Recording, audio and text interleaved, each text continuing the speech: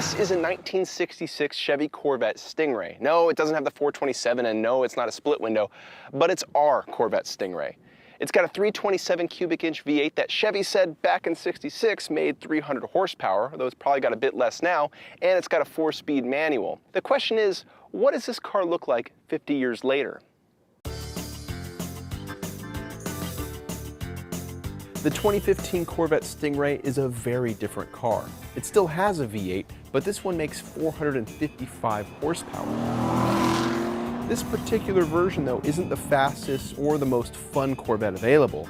Not only does it have an automatic, it's a rental car. This '66 wasn't the highest performing model available in its time either, which makes this pairing about as level as you can get for the 50 years separating them. Of course the new car is faster and handles better. If it didn't, GM would have a serious problem on its hands.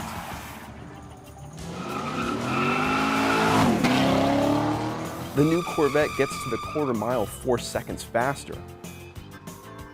It stops from 60 miles an hour 61 feet shorter.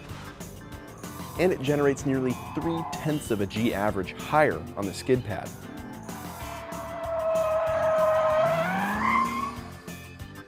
The difference continues at Streets of Willow, where the new Corvette laps 17 seconds faster than the old one.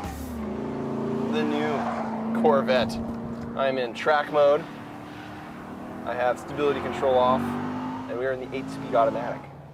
You know, even though this is essentially pretty much the base model Corvette you can get when it comes to performance, it still has the characters of a true sports car. It does things that older Corvettes simply can't do. These technologies weren't developed in '66, but where the '66 was more of a cruiser, more of a GT car, this thing is a legit sports car.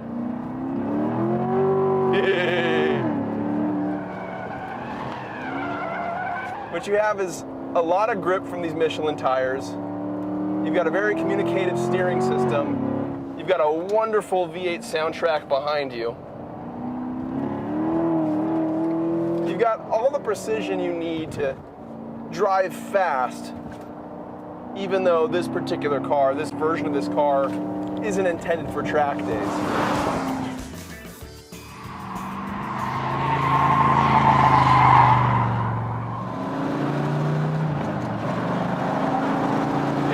It's an experience driving this thing fast. It's an absolute experience. You're not really going that fast. The feedback from the car seems to amplify at a much higher rate than the speed increases. The faster you go, the more exponentially exciting the car becomes. It's a lot of work. But oh man, is it worth it? There's a satisfaction here. Yay, bias plies. Little corrections all over the place are required. Oh, but I don't care, I'm enjoying it.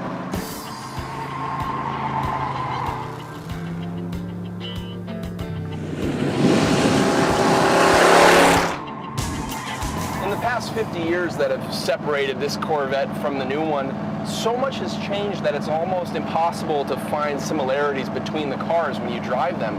But that's what happens when 50 years separates two cars.